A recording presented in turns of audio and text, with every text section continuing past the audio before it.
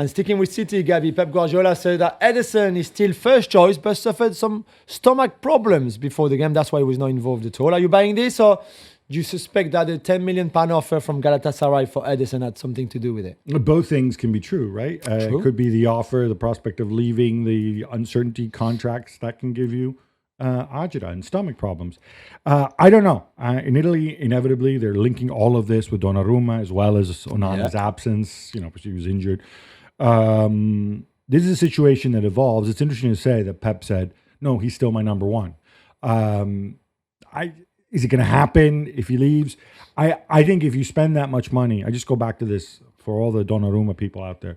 If you spend so much money on a goalkeeper like they did with Trafford, and he's only a couple of years younger than Donnarumma, you're not going to drop him to the bench because presumably you think of Donnarumma long term. Yeah. They're still working on a Christopher and Nkunku deal. What's the problem?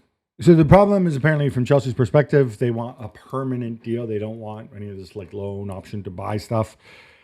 I don't really get that. I mean, I can understand why they want to get some money back in. His amortization is still high.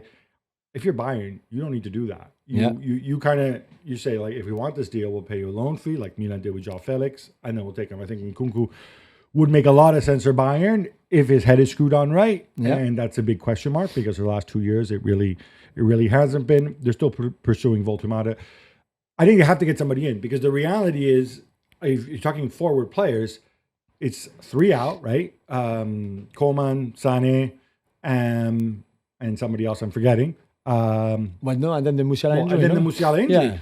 Yeah. You got to get... and Thomas Muller, plus the Musiala injury, right? So those are 4 bodies out, and just the 1 body in. And so, I know they've got hopes for Bischoff and stuff, but he's a kid and not necessarily his position yet. So, they got to work on this. And I think they're going to make another attempt at Voltemata, but I don't think that's going to lead anywhere. No, I agree. Nobody is going to better laugh at Mr. Marinakis now as Nottingham Forest beat Brentford 3-1 to go top of the Premier League jointly with other clubs. Jules, now they're linked to Rico Lewis as well. This is all good for Mr. Marinakis. I mean, I thought Olahina was one of the best right backs in the league last season. You gave him a new contract and now you're going to sign another right back. Rico Lewis is a midfielder now. Yeah, unless you play in midfield. But again, I'm not sure in the way they play, they need somebody like him in that midfield. But why not? I don't think Rico Lewis wants to leave City anyway. This is very much his home and his house. But let's see. They're going to sign Kalum Wendo from Rennes as well. So another forward option. But if you Kalum Wendo and you see what Chris Wood has done in that game and the 2 goals that he scored, you're not thinking twice about coming. You're still going to come to Forest, but you're thinking, okay, the old guy is going to be hard to move away. He's on pace to score 76 Premier League goals, which would break the Premier League record, I'm pretty sure. Absolutely. Let's see if he can do it or not. But yeah, it's good from Forest against a team that, let's be honest here, was not ready for Premier League season.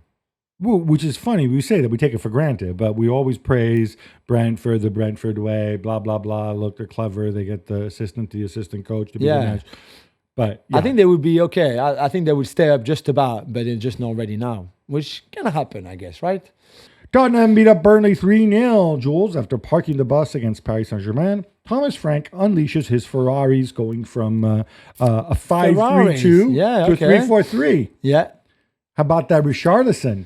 Yeah, I mean, it's kind of reproducing the one he scored at the World Cup a little bit for Brazil in Qatar.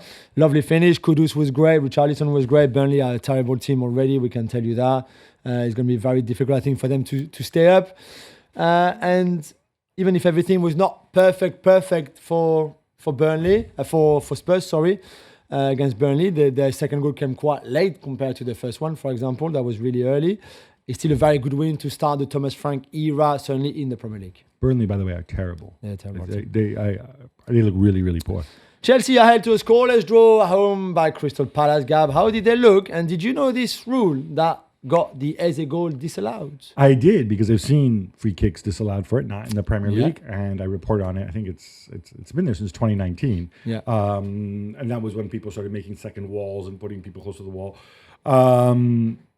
But somebody made the joke that the reason Palace didn't know the rule was because the rule had been sent to info@palace or crystalpalace.co.uk, whatever, which is supposedly where UEFA sent their notification. And it seems pretty obvious, the rule, frankly. I thought Chelsea looked flat, and I thought Palace looked really good. And we know Palace can do this. They did it against Liverpool in the Community Shield.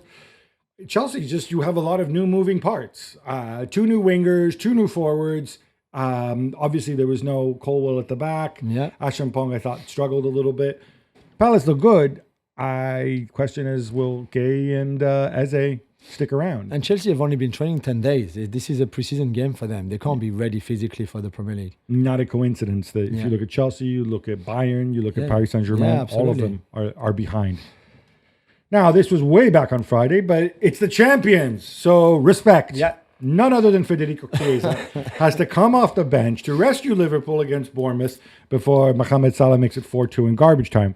Jules, I'm going to say it again. Slot hasn't found his balance yet. Yeah, he talked about rest defense after the game, which I thought was really interesting, the way they conceded the 2 goals, probably the second goal even more, the Semenyo one.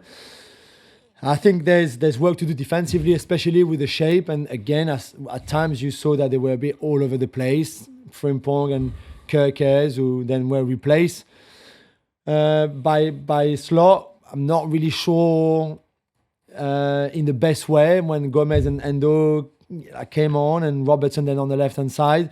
I thought it was a little bit all over the place, but this will improve. With the ball, there were some really good things, and I'm glad Ekitike scored, even if he's lucky on his goal.